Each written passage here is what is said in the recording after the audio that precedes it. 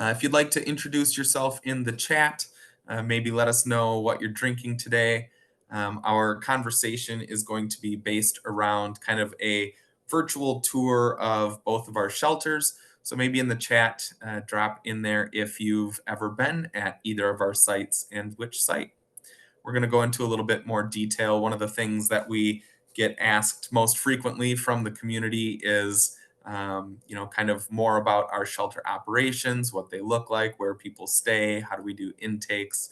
So we thought that we would create a virtual picture tour of our shelters and kind of give you guys an inside look for all of you that have not seen the inside and have been dying to find out more. Lisa, if you could pull up our slide deck, please. Thank you. Good morning, Alana. Welcome back. Good morning. The little one's just off to daycare. Love it. Thanks for joining. And we do have some people monitoring the chat. So if you have any questions that pop up along the way, please feel free to jump in and ask those questions. We will either, if it's relevant to the slide that we're on, we'll pop in and answer that right away. Otherwise, we will have some time for questions at the end. Next, please. Next, please.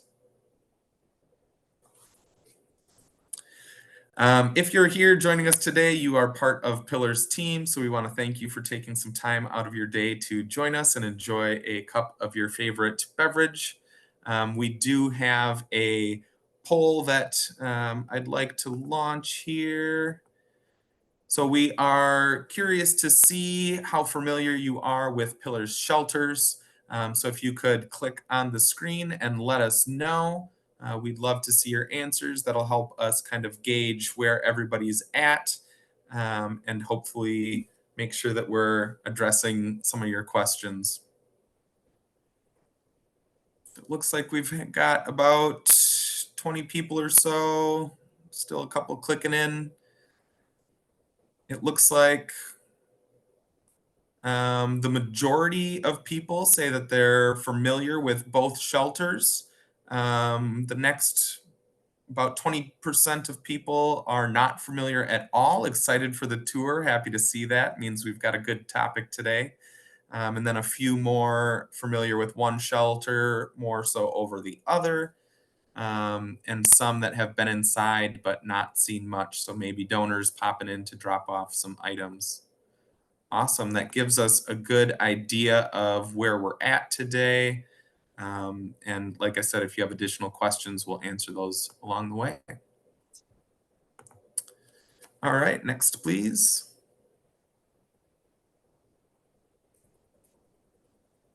Next, please. And did we get Nikki back on the call? I'm here. Awesome, we made it. I just Yay. want to let everybody know that we've had some technical difficulties today, but everything seems to be up and running today. So I'll give Nikki some grace for getting on and getting her audio working kind of just before we got things rolling here. So Nikki joined our team last December, so she's coming up on a year with us. In that time, she's worked at the Resource Center, the adult shelter, and recently switched over to working at the adult and family shelter. So I'm going to pass things over to her, and she's going to kind of give us a walkthrough of the adult and family shelter. Nikki, just to catch you up, Lisa is controlling the slides. So just let her know when you're ready to move on to the next one. Lisa, thanks for jumping in and helping out this morning. Perfect. Thank you. Sorry, I'm a little discombobulated here. Like Matt said, we had some technical difficulties here. I'm just going to go over some information about the adult and family shelter, requirements, our process, all that. So we can go next slide. So this is a picture of the adult and family shelter, just the outside there. We do have 2 floors that we house people in, and then in our basement, we do also utilize that. We are staffed 24/7. However, we do close our building on Tuesdays from 9:30 to 3, just to do a more deep clean and to do room checks. The building is closed to our clients at that time, but our lobby is still open, so we are still able to take donations or put people on the wait list, anything like that that we might need. We do have curfews for all of our clients. For families, it is 8:30. For adults, it's 10. And then from 11 p.m. to 6 a.m. is our quiet time. So clients need to be in their rooms, electronics off. We can house up to 80 clients. However, that varies. If we have a family of 2 or 3 in a room that's able to house 4 or 6, then we never hit 80. We would only be at like 78. So it does vary a little bit based on the size of the families that are here. Next slide.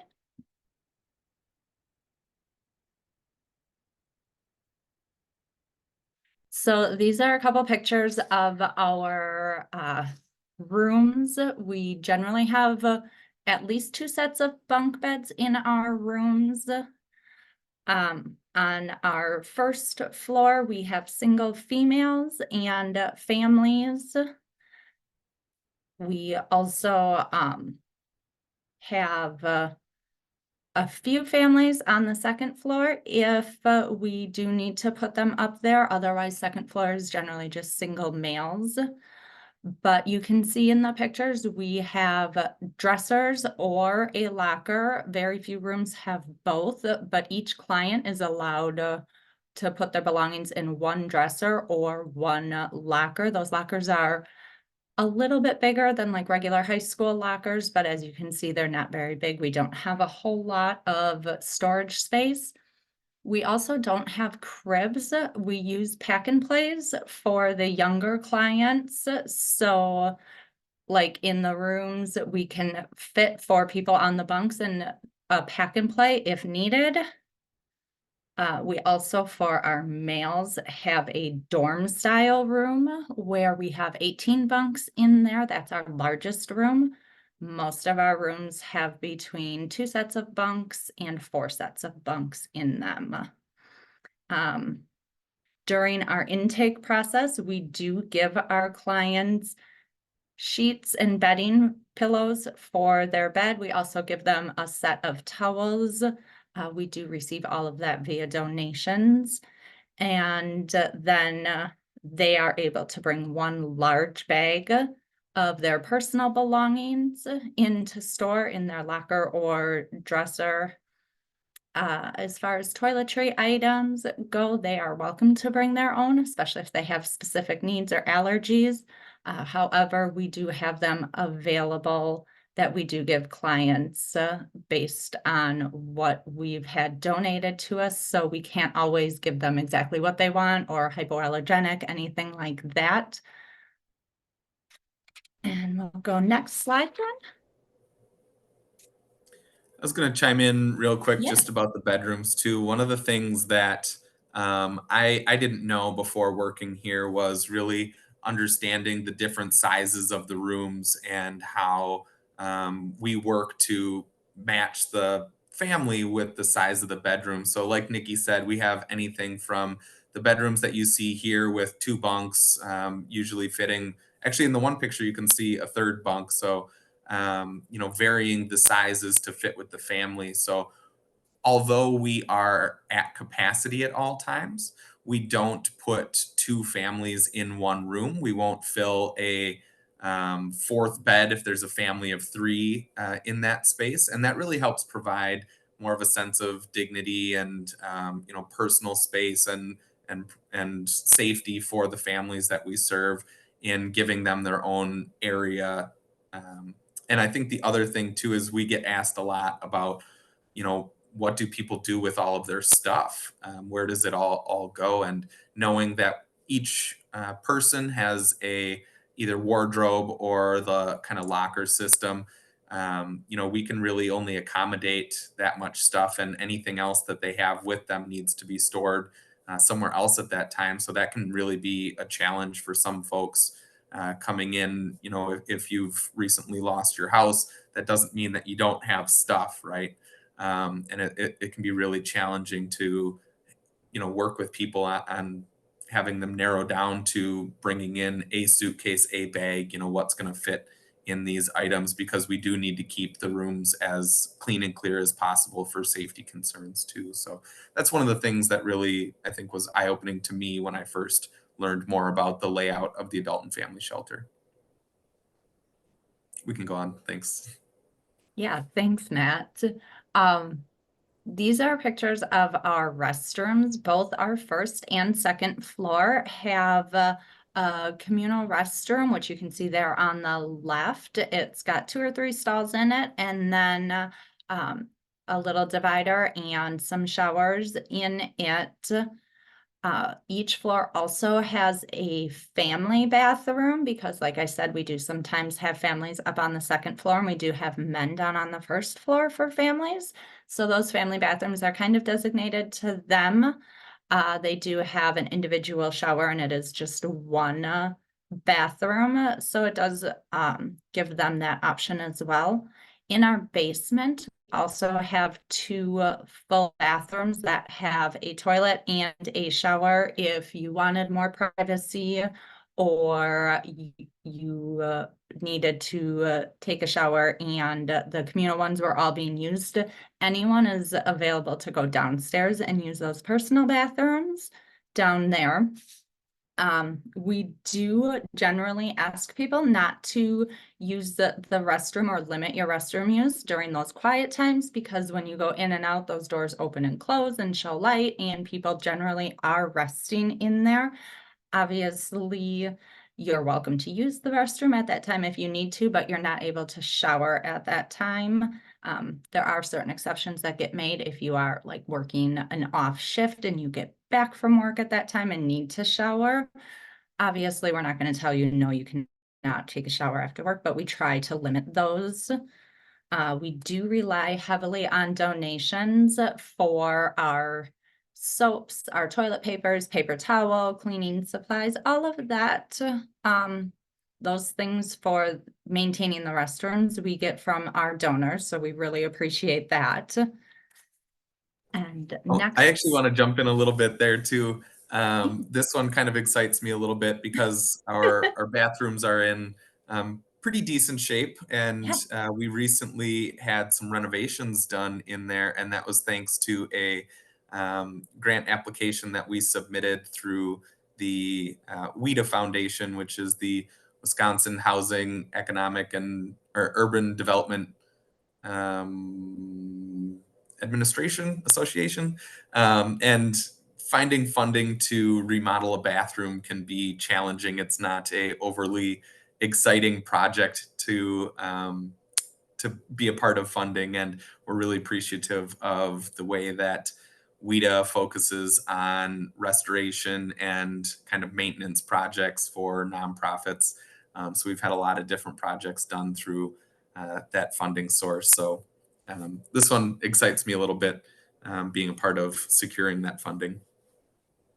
I love that you get excited over the bathrooms. That makes me smile. So here's our common areas. This happens to be, both pictures are our first floor common areas where we have the families. You can see we do have some books, some toys, just some nice furniture for people to relax on, tables that they are able to use their laptops on, fill out resumes, housing applications, everything like that. I will say, if we do have families up on the second floor, they are welcome to come down and use the family area on the first floor.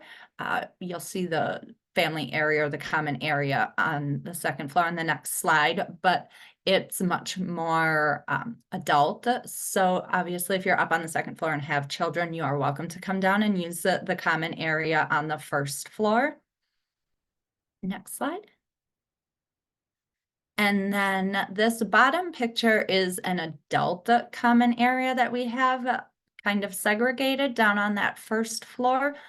Not everybody that's here on the first floor has kids or wants to be around the children. So we do have a little separate area for adults only, so children aren't allowed in here. You'll see that it does still have a TV. It's got a little table, some books and things like that. Our TVs we allow to be on for just a couple hours in the morning, I believe 6 till 9, and then on Sunday we allow them on all day. But otherwise, we do have limited TV hours for people. We'd rather have those kids interacting with their parents and the other kids. Same with the adults. We'd rather have them job searching, apartment searching, doing that instead of just sitting watching TV. So we do limit that time for them a little bit there. And in the basement, we don't have a picture of it, but we do have a community dining area in the basement where all of our clients eat. We do separate that by hours. We just can't accommodate 80 people down there at once. So women and children eat from 5:30 till 6, 5 till 5:30, and then men eat from 6 until 6:30. We do have high chairs and booster seats down there for the little ones as well. And we have great volunteers that come in and prepare and or serve those dinner meals to our clients. We also have a laundry room down there with 3 sets of washers and dryers for our clients to use. We do provide that laundry soap, which again, we get from our donors. And then they are required to do their own laundry themselves down there. And we also have our extra storage in the basement for extra back supplies of like diapers, socks, garbage bags, food to store for future use, all of that. Those things are also down in our basement, along with our AODA office and those 2 individual, more private bathrooms down there. And on the first floor, we have our housing advocate offices and a secure med room for medication for clients, which they need to turn in. Our clients aren't able to have their medication on them throughout shelter just for safety purposes. And then up on the second floor, we have our case management offices along with our shelter manager office. And I think that pretty much encompasses our shelter. Oh, we do have a green space outside as well alongside of our shelter with a couple picnic tables and benches just for people to enjoy being outside and not necessarily needing to go somewhere, just for fresh air for those nice days out there. I think we have Is there some. anything I I'm think we have missing? some slides of some of those things too. The Oh, green space, I think, yes. is next. So that's a great Yes. segue. Excellent. Yeah, so this is our picture of our green space on the side of the building with the picnic tables and those benches there. So they do have a nice, fairly big yard to hang out and play and just spend time outside. And then kind of behind the building, we do have a small playground for the littler kids that is fenced on 3 sides. There is a little opening there behind the building, but that does lead back to the green space. So we try to keep them nice and secure back there, away from traffic and everything like that. And our clients are able to utilize those anytime before their curfew. So anytime from 6 a.m. to 8:30 for the kids or 10 o'clock for the adults. The picture of the green space here reminded me of, we talked a little bit about how much we rely on volunteers. One of those roles is an activity host. And the green space reminded me of a couple weeks ago, maybe a month ago. We have somebody who comes in pretty regularly and reads stories to the kids. Yes. On a regular basis, and she saw a nice beautiful sunny day coming up on a weekend and came in over the weekend and held story time outside for the kids. So just different ways that we utilize those spaces. And I do want to keep things moving a little bit here. So Lisa, if you could just kind of slowly click through. I also want to open it up and see if we have any questions. There's our laundry. As we kind of flip through, I think Nikki talked about all these spaces, so you'll get to kind of see what she was talking about. But Tessa, have we had any questions pop up in the chat at all? No, not yet. Okay. Anything that, people have been dying to know, or, something that they didn't quite see in the photo tour that they're curious about? Now's your time to ask those questions when we've got Nikki here, who's there most days and working with folks in shelter. I have a question. Yeah, go ahead. You mentioned that volunteers provide the meals, Nikki. What happens if there are no volunteers scheduled? Great question. So there are times that that does happen. We do have some meals that we prepare in advance and freeze. Actually, just earlier this week, we had one of our advocates that made spaghetti. So that was one of them. We do have a large freezer, or I shouldn't say large, a walk-in freezer outside that we do store those pre-made frozen meals in. So if we don't have volunteers for serving or providing, we will make our own and then just thaw that and cook that for the day for them. If we don't have volunteers to serve, we will oftentimes put up a sign-up sheet, and our clients are really great at volunteering to help serve those meals. And if we don't have enough volunteers for that, one of the advocates, one or two of the advocates, depending on staffing, will go down and serve the meals for them. But we hardly ever have to do that. We do have really great clients that do tend to help out with that. Awesome, thank you. Thanks, Alana. Yeah, and really, we rely pretty heavily on those roles being filled, and it's a pretty big task for staff to divert their attention from client-facing, activities, and then we're not available to get medications, to do intakes, to make sure that we're helping families with things that they need and filling vouchers for the hygiene products that they need. So it really does distract from a lot of our client support services, and can be kind of tough on staff to have to shift midday to cover some of those things. So we really rely on, appreciate all of the support that we have from volunteers. And we'll talk a little bit about some of those differences that we see between shelters.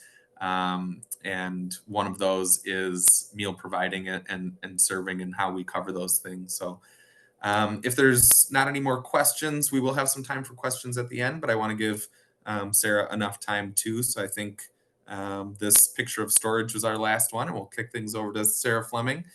Sarah's been with us for, I think she just hit 2 years in June. So she's been with us for quite a while and in a couple different roles.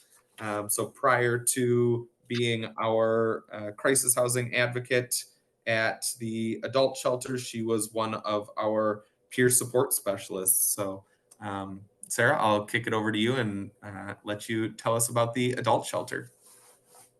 Thank you, Matt. Hi, good morning, everyone. So like Matt said, my name is Sarah. I'm a crisis housing advocate at the adult shelter. Next, please. So the adult shelter is located at 1928 West College Avenue. That is right behind the St. Vincent de Paul location in Appleton, if anyone is familiar with that. The building was built in 2010. We're a little bit smaller, quite a bit smaller than the adult and family shelter, so we're quite creative with our space. Unlike the adult and family shelter, we're not open 24 hours. We are, for typical hours of operations, it is from 4:30 p.m. to 8 a.m. Luckily, though, we're recently, within the last year, we have become 24 hours on the weekends. So for those of you who aren't familiar with our locations, we have a resource center that is open weekdays from 8:30 a.m. to 4 p.m. And that's where a lot of our clients at the adult shelter will go during the day. But on the weekends, the resource center is not open. So we have this program called the Winter Shelter Overflow Program, which runs from October to April.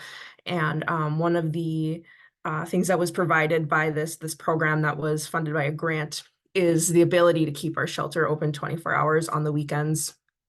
Clients have been really receptive to this change. They've been really enjoying it. It allows them to sleep in on the weekends.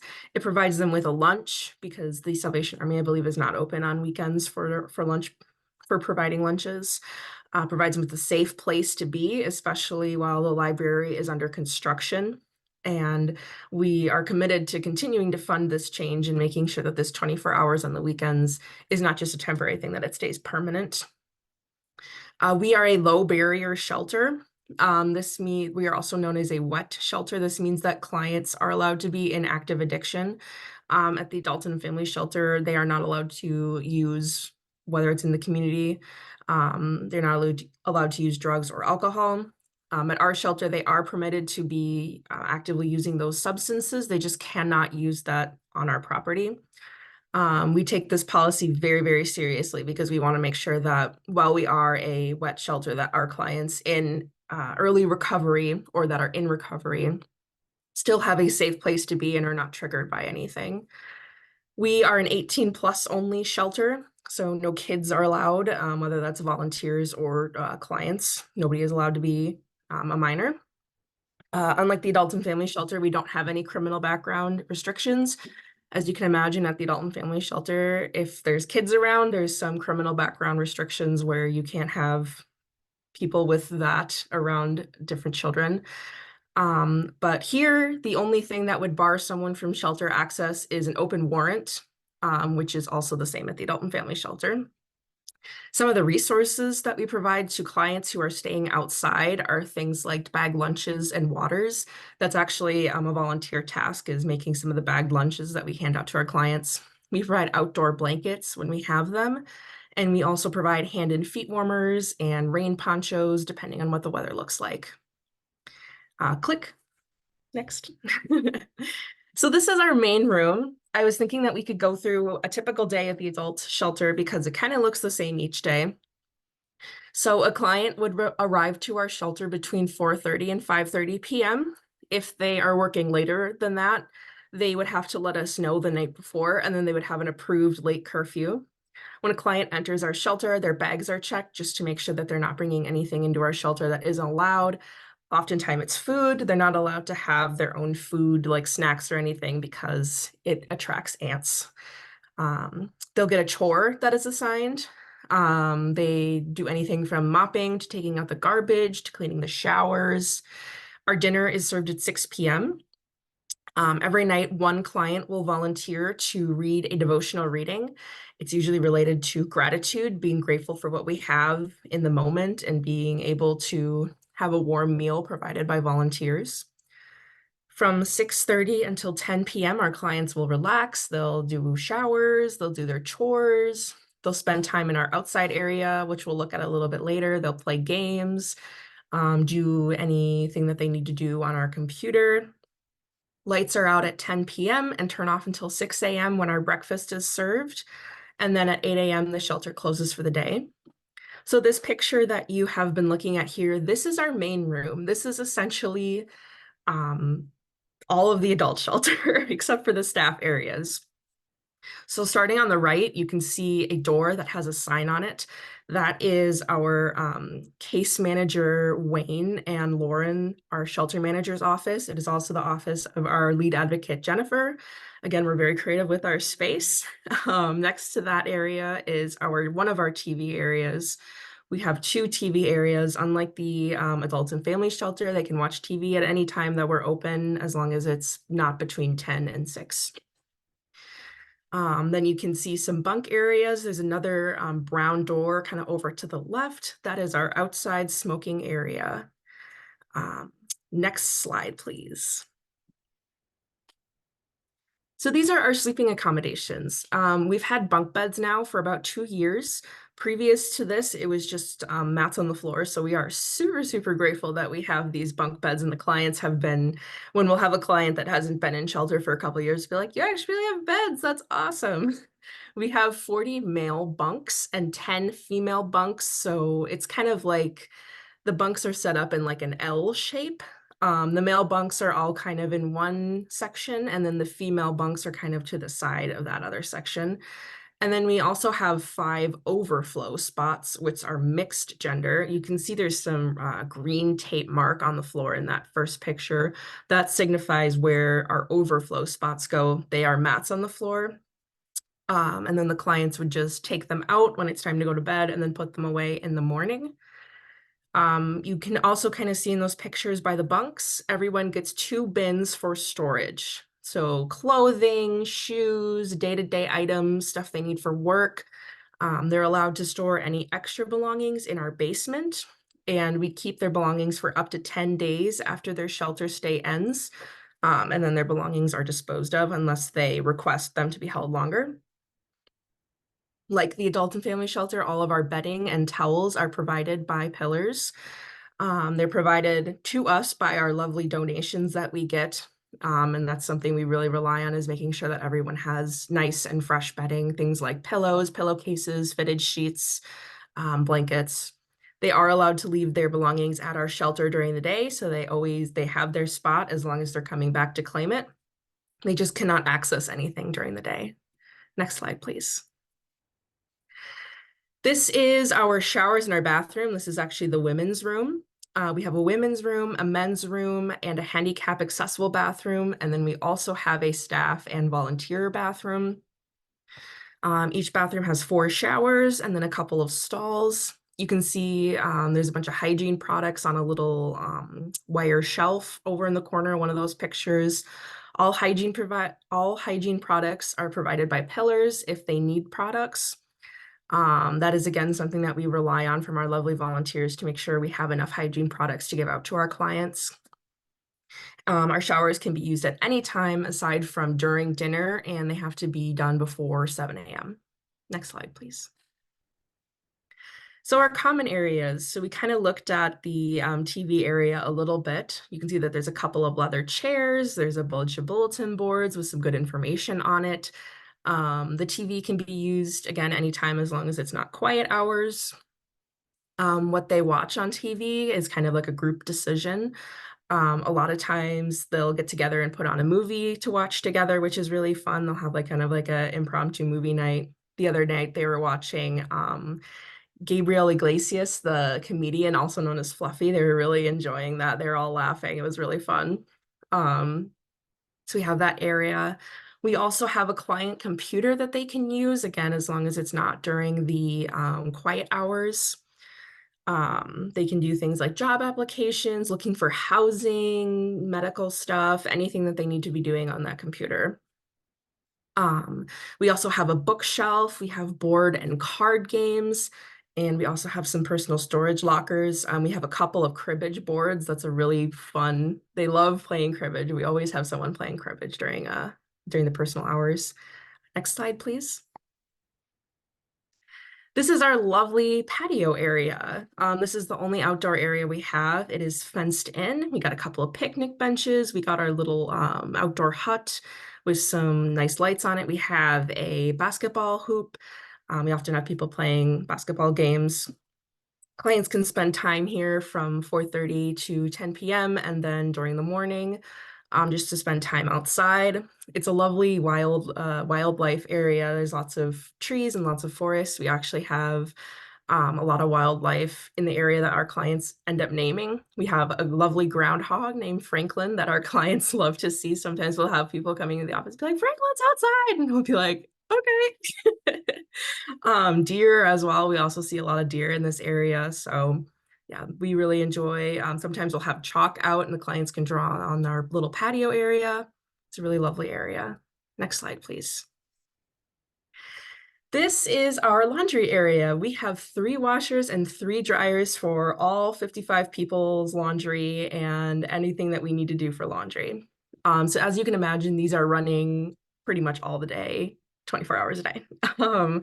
Clients are able to get their laundry done once a week. It's more frequently if they work or if there's other circumstances, like if it was really rainy all of a sudden and people are muddy, we're going to wash their clothes for them.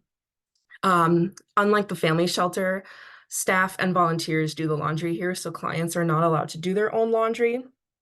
One of the volunteer positions that we actually have at our shelter is called the night host.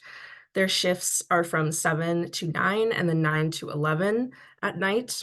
One of their main tasks is to help us out with the laundry, since it can be kind of it's a little hard to juggle. To like, sometimes I'll be in the office and be like, oh shoot, we got to go get the towels, we have no towels ready. So it's really helpful to have someone being able to do that laundry and kind of some of the other tasks that our night host does.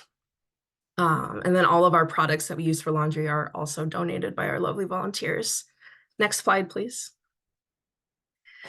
So our kitchen is a little smaller than the one at the Adult and Family Shelter, but we have hot meals that are served and provided by our volunteers every night. If a worker is coming in late after the volunteers have already cleaned up and left, they will have a portion set aside for them if they've missed our dinner. We are so thankful for our volunteers, because it can be such a time crunch for us to make and serve the dinner. Unlike the family shelter, we do not allow our clients to serve dinner if we do not have any servers. So as you can imagine, opening up our shelter at 4:30 and then trying to cook dinner and prepare it, it can be a huge time crunch. So we're super thankful that we have volunteers that can provide our hot dinners for us. And you can also see in this picture, we have our lovely Matt Malm who's serving dinner. And we also have some of our board members in that picture as well. In the breakfast, we have continental breakfast that's provided every morning at 6 in the morning. Sometimes it is a hot breakfast, depending if we have a volunteer that is willing to serve and provide. And then with being 24 hours on the weekends, we also have been serving lunch on the weekends, which is wonderful as well. And again, our lovely volunteers have been able to help us with that, making sure that we have food on the weekends and that we have people to provide it and serve it. Next slide, please. So this is our dining room. We have 3 tables that are kind of permanent tables. They're there all the time. And then those little round card tables are put out for dinner temporarily. There's 5 of them. This is the other side of that really large room that we saw in the first picture.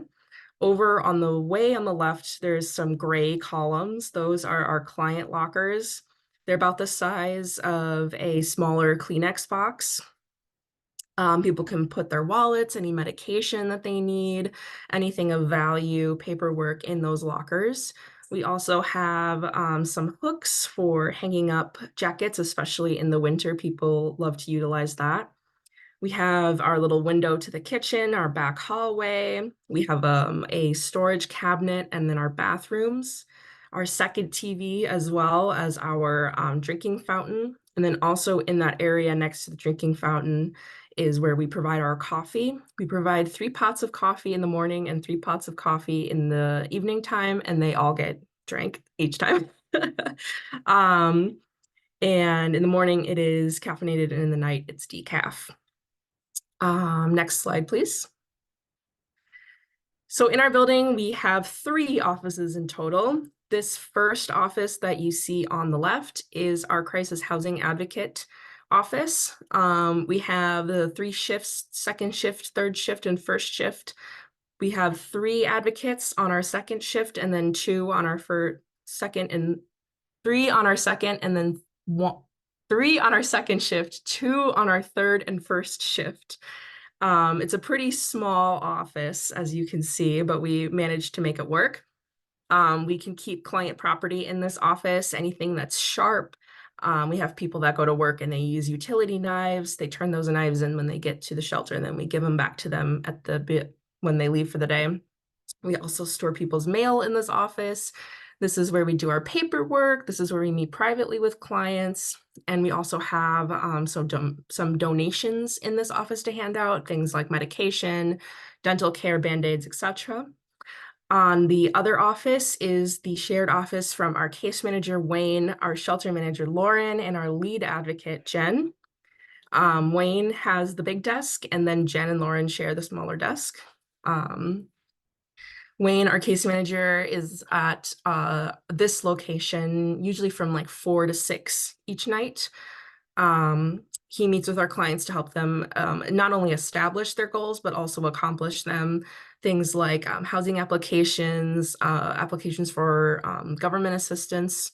And then he also has a candy dish on his desk, which our clients very much appreciate. Every time I go in that office, there's like a 50-50 chance someone behind will be like, "Can I get some candy?" And I usually like, "Yeah, you can get some candy."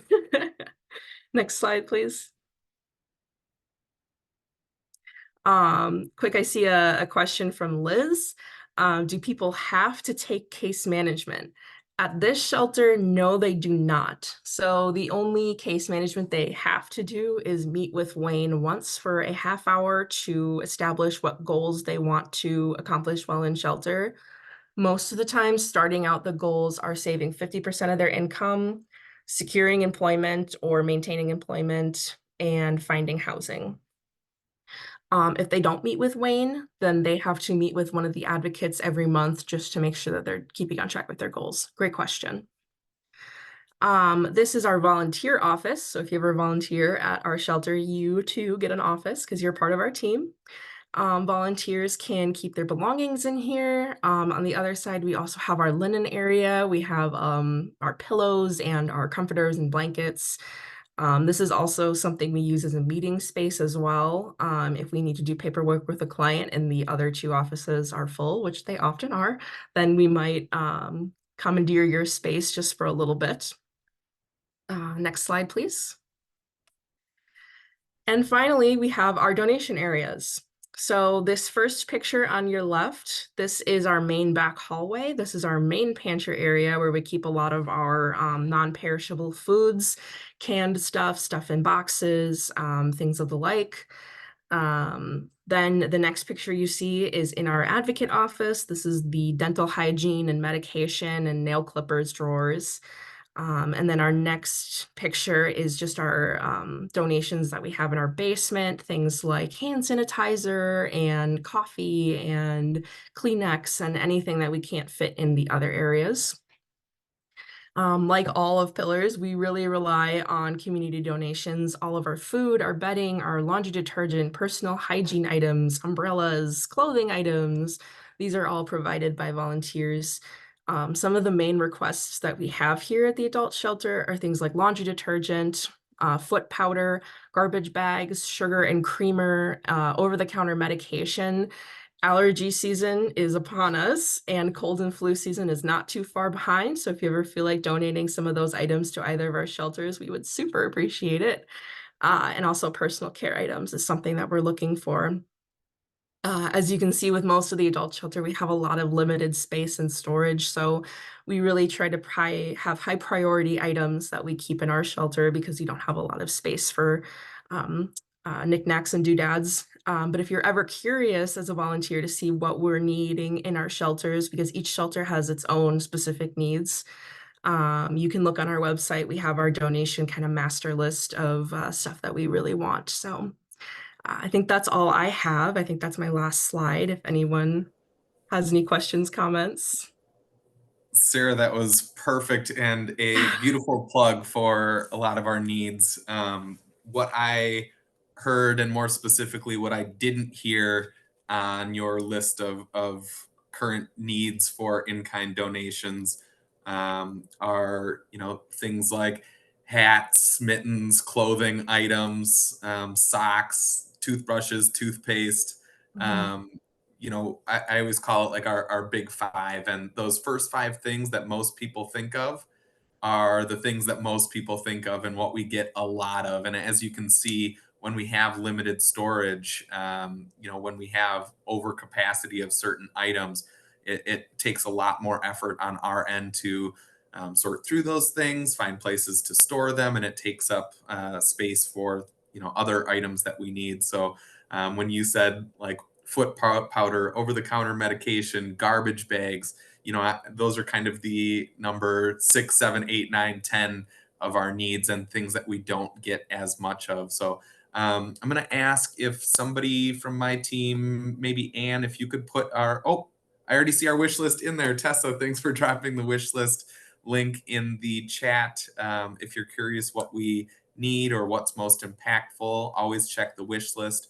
We update that list monthly so that you know what's going to make the biggest impact, because we know you want to help us help the community, and that's the best way to do it. We keep that updated pretty tight.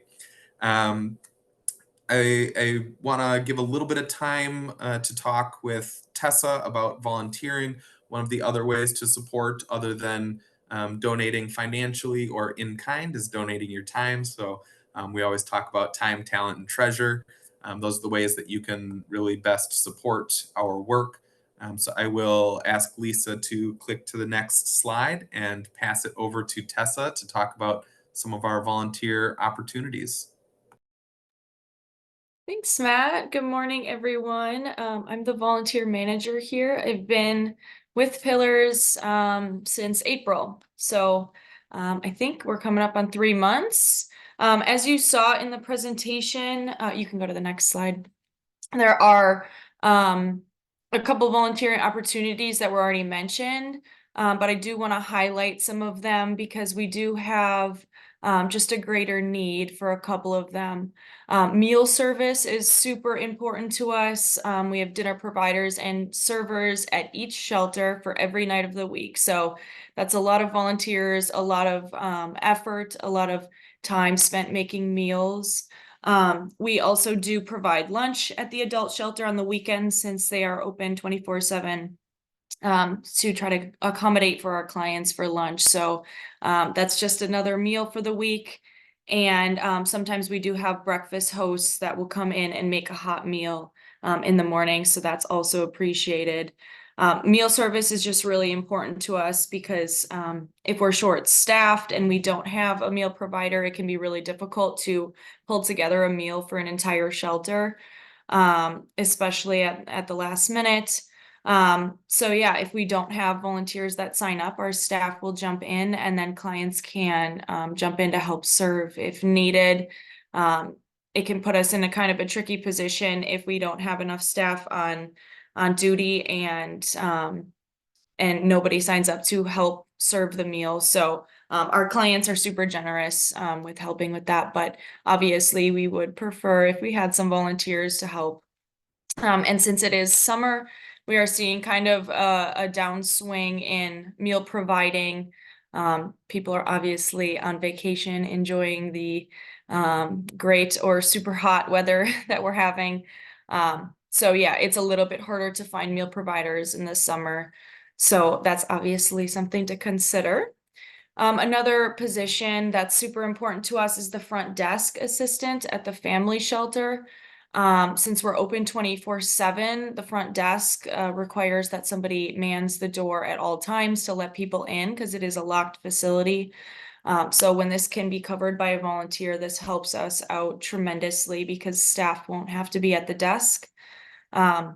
It just allows staff to be around the building, taking care of other responsibilities that they have. So if they do have to cover the desk, then they're kind of limited in what they can do in their shift and who they can attend to. So that's obviously a super important position as well. The night host at the adult shelter is something that we are also in need of right now. As Sarah mentioned, the shift times are from 7 to 9 and 9 to 11 p.m. So this position does offer a little bit different of a schedule.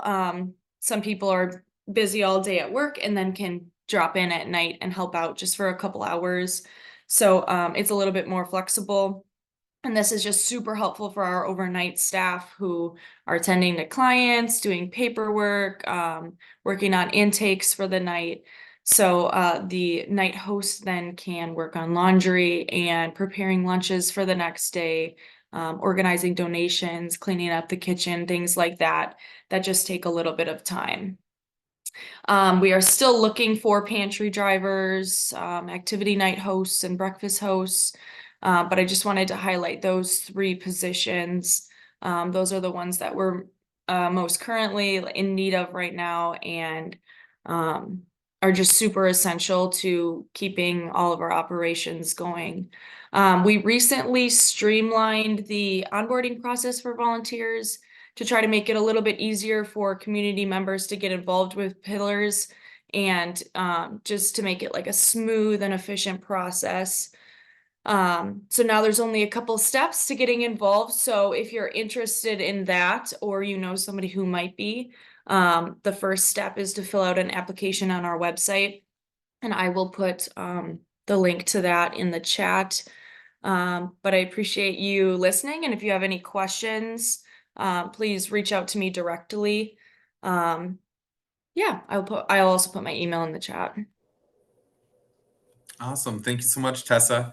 I've seen in the chat a couple questions about different items of donation. We had a question about knit items, knit hats, knit gloves, knit scarves. And frankly, that's kind of a tough one because we know how much time and love goes into creating those items with intention of keeping people warm. But frankly, when you're spending a good deal of time outside, we need those items to be durable and oftentimes waterproof. So when we do ask for those items, we do typically ask for new adult size, like weatherproof insulated gloves. So even those like smaller knit glove liners aren't as impactful.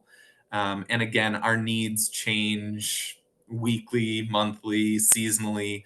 So if there's a question about specific items, we always encourage you to give us a call first. The one of the hardest things to do is have that conversation with somebody that's at our door with the donation of something that we can't store. So always give us a call first. We had a question about leftovers from big events, whether it's a wedding, a golf outing, a funeral. We get those calls pretty frequently. And again, it's kind of on a case by case basis. Can we store it? How much food is there? Can we make a meal out of it? So the answer is yes, sometimes, but always give us a call ahead of time to make sure. I wanted to open it up and see if anybody else had any questions. I know we talked a little bit about volunteering and donations. Anything that shelter operations or facilities that you're dying to know about, left wondering about?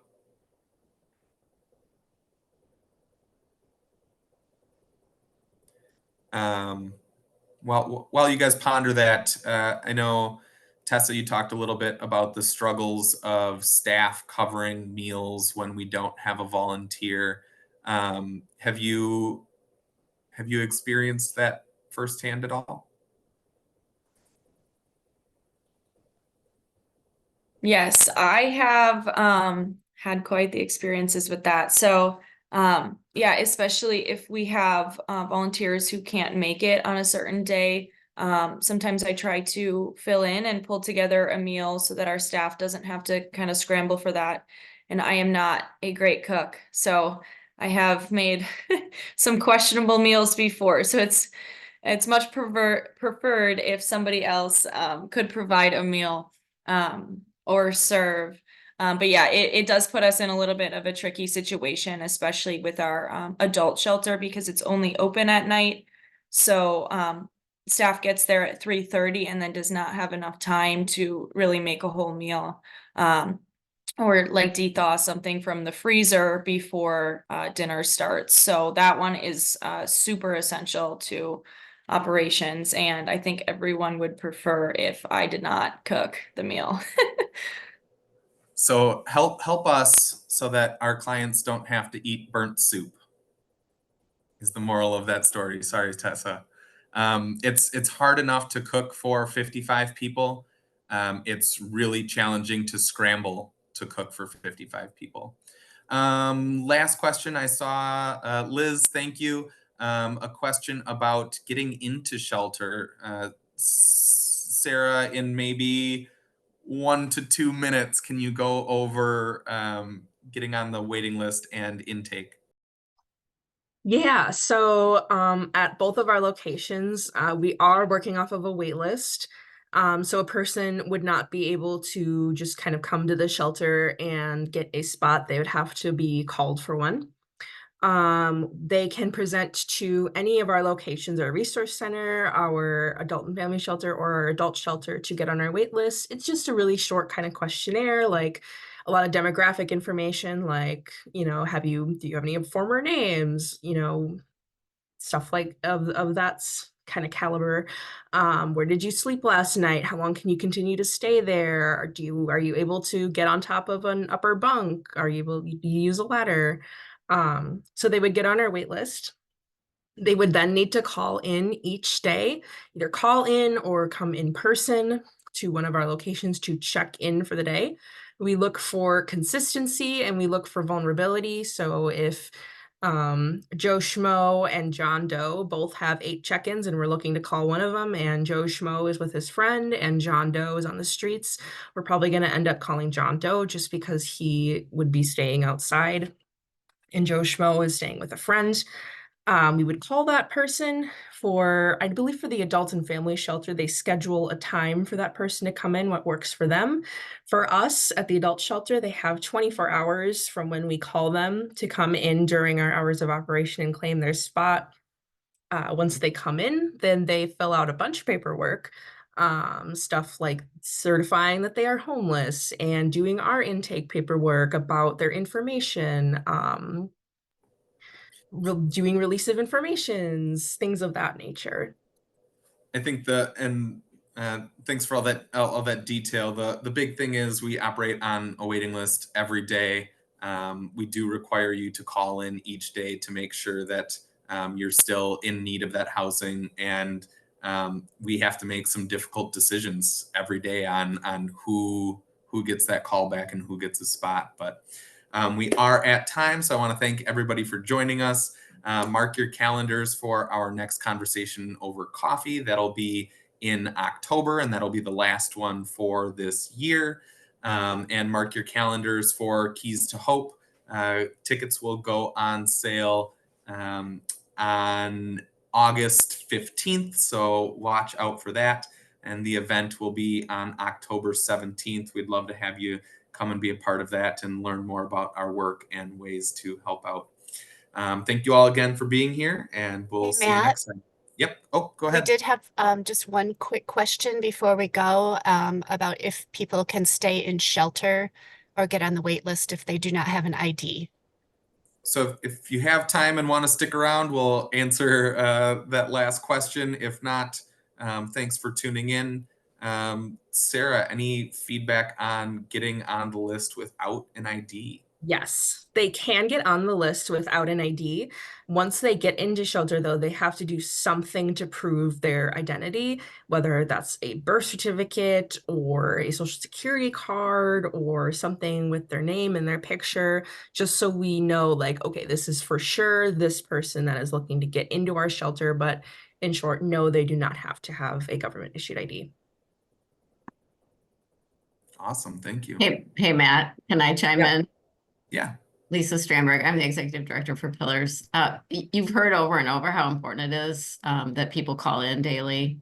It's considered and when beds become available, who gets that call, that really important call. I was just part of a community meeting lately with some downtown business leaders and such. And sometimes folks are uncomfortable with where people are choosing to charge their phones. And just know that our neighbors and fellow citizens who need to charge their phones in public are doing so for a very important reason. And it is that they may get that call for a shelter bed. They may get that call for a housing program where they will actually have an apartment to live in with some financial support to make that possible. So compassion is the name of the game. Just wanted to chime in with that. Yeah. Thanks for sharing that.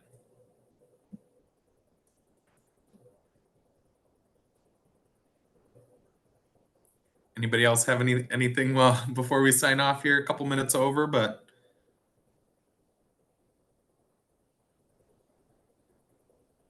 Donna, you look like maybe you have something. Oh, okay. All right. Thank you all for being here. Sadie will stay on until you have what you need for recording. Nikki and Sarah, thank you so much for joining us and helping out. You guys did great.